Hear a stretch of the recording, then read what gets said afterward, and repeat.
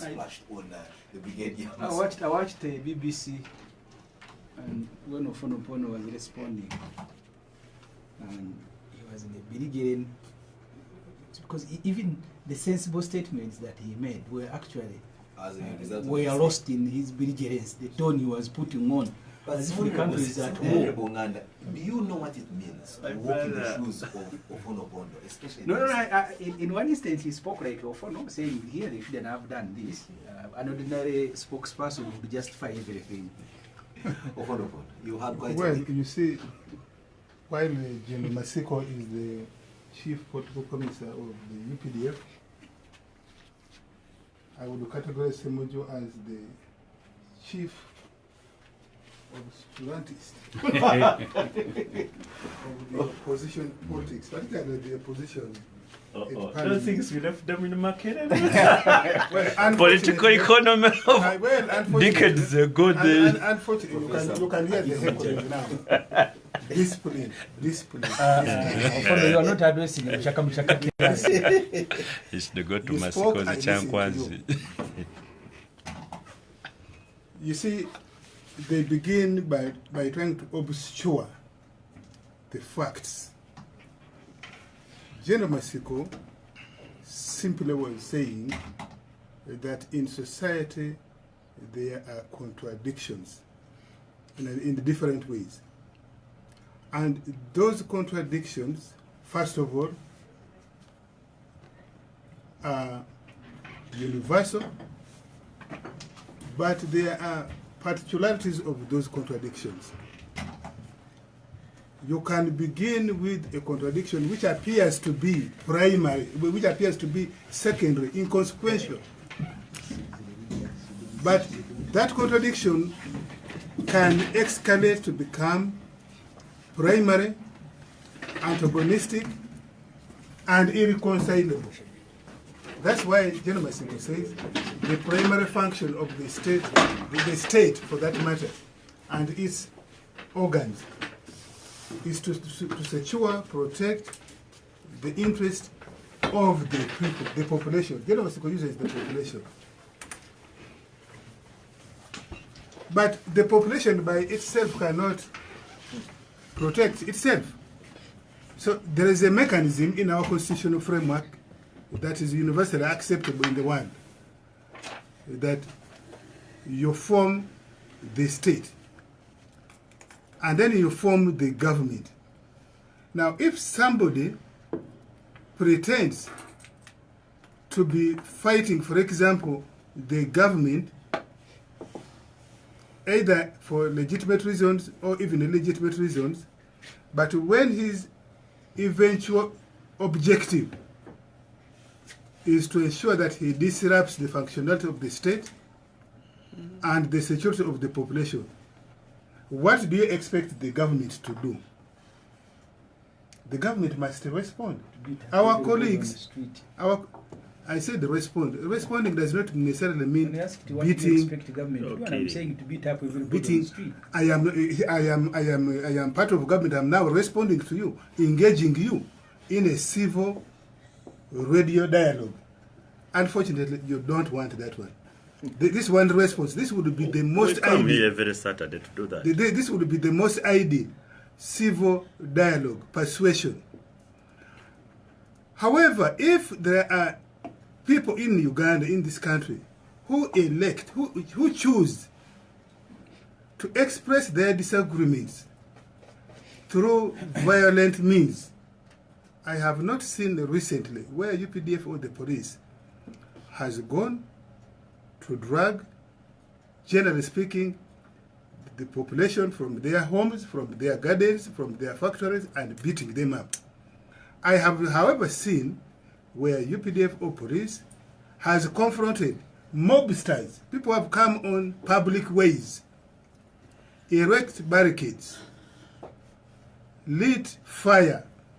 For you to burn 20 tires piled, you must have used some form of fuel. It could be kerosene, could be petrol, it could be diesel. At that point, you can no longer claim to be a peaceful dissenter on any issue. you are a violent mobster. If the police is constrained, what does our constitution say? That the police can invite other sister security agencies. They can invite because I am with them, I know they invite, first of all, the intelligence led.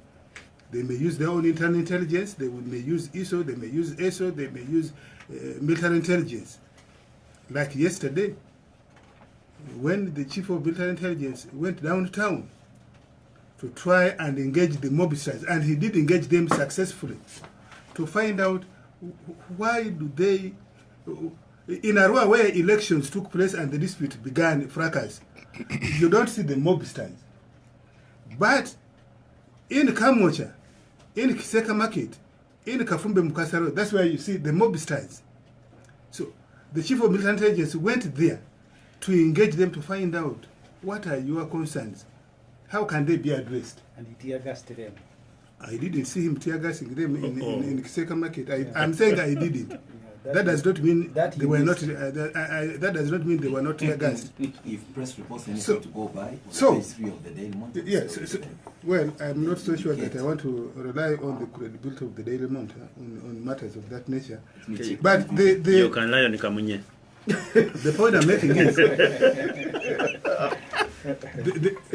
then we can, if it is lawful, if it is legal, it is constitutional for the UPDF or the security services to intercept a mobster. The next question would be the proportionality. And that's where perhaps you can fault either the command or the actual soldiers or policemen who are in the field. But for you to try to hide your head and say that why did, because I have not seen in recent time. Yes, Semuju, when you were confined at your home, I know you have been confined many times. How come Abu Katunda has never been confined? How come other MPs, the majority of MPs in the opposition have not been confined? But you are perennially... When someone is killed or Ofono, not everybody in UPDF is going to pull the trigger. Yes, so that's why General Basing is saying that the security profiles areas, centers of trade. Now, if we have profiled Semuju as an instigator and actual flamethrower, why wouldn't we design measures to curtail his flamethrowing? Now, I think then you can argue about the proportionality of that response. And we admit that, as government, we admit that quite often, and more so recently, the proportionality of response has been what any reasonable person, say, Abu is the one who likes saying any reasonable Uganda would see as perhaps unreasonable or even excessive, for which the government, and I have seen the UPDF, make or issue public regrets. And then I will add that way, responding to Abu Katuntu. When these mistakes are they made with impunity? Are there no follow-up administrative measures? How many mistakes of UPDF or police or even government officers have gone unpunished? How many? Right over there, and that's the question that you should answer yourself. I saw in the case of yesterday, for example, of the NBS journalist who was rounded up, beaten, and his camera removed. First of all, his camera, he shouldn't have been beaten, I agree. His camera shouldn't have been removed or even destroyed. I saw the spokesperson of UPDF, General Kalemire, first of all, going to the field to engage the soldiers there and the journalists. He then went to NBS, then went to the hospital. In my view, that is one of the measures of ameliorating the situation. And there has been many. But it is happening every day. They did in Arua, they did it the other day, yes, they did it yesterday. Yes. It is now a culture. I said no. And then you go to hospital and you think that is a solution. That you see these excesses and then come to sanitize the situation Exactly. by admitting to them. The question is, And if the following you use day you the do the hammer to same. kill a fly, for how long will the country be taking your apologies and regrets? shouldn't there be some deterrent We have a journalist action now who to is ensure permanently that no one does disabled, the one who was beaten by I DPC. see When- Brigadier when- Pasco putting up his hand. Maybe Well, then you can ask Honorable Semuju. Before we lose that point, as you rightly pointed out, we operate within institutional regulations, the UPDF Act, the Constitution, and most important, the Code of Conduct in the two parts. Our Code of Conduct, there is a conduct that is supposed to be observed in times of operation and in times of non-operation. When there is any military operation, the operational code of conduct is at work. And that operational code of conduct recognizes that in the heat of engagement, there can be some errors by some of the actors, whether at command or at the the men and women who are operating. And whenever that happens, what I want to educate people about, the military works in a regimented way. There has been like a demand that we bring people in the market and show how we discipline ourselves and so on. All operations of military-related nature, if there is a problem, like Honorable Lydia is here, she will tell you, even when we are in missions abroad, there can be some operational errors. The institutionalized way, we set up what is called a board of inquiry. And I can assure you, I am privy to this. In situations where there have been visible errors, because you've brought to the theater in places where anyway it should not be. So people are, of course, they are not used to this.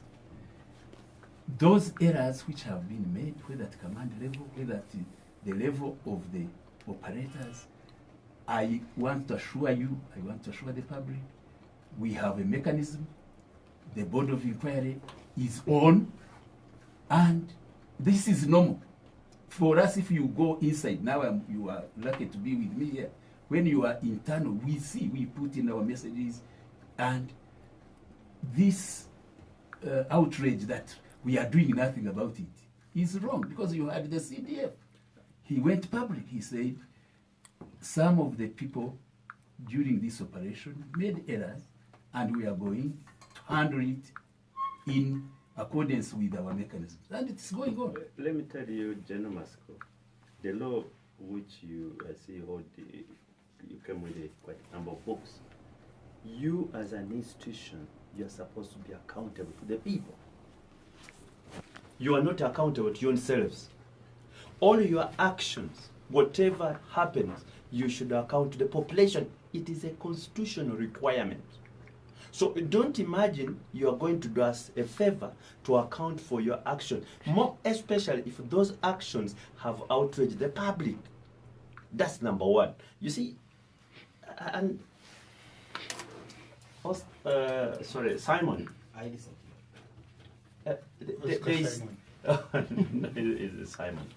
You see, this army, you can have those code of conduct. There is a constitution. Even the Idi Amin army had almost the same. There is a judicial. Let me tell you, the Idi Amin army had the same code of conduct, written. If you are not sure, then listen to somebody who is sure, because I'm schooled in it. UNLA had the same conduct, written. But what is most important is, how does the army respect that code of conduct and implement it? And then, since this army is created by the Constitution, it gives its duties and functions and obligations for which you are supposed to be accountable to the people. You, under the Constitution, you are supposed to be subordinate to the civilian authority. Though these days, even the civilian authority, you beat it. You grab the members of parliament, you even appropriate money to buy the guns you hold and the uniform you put on.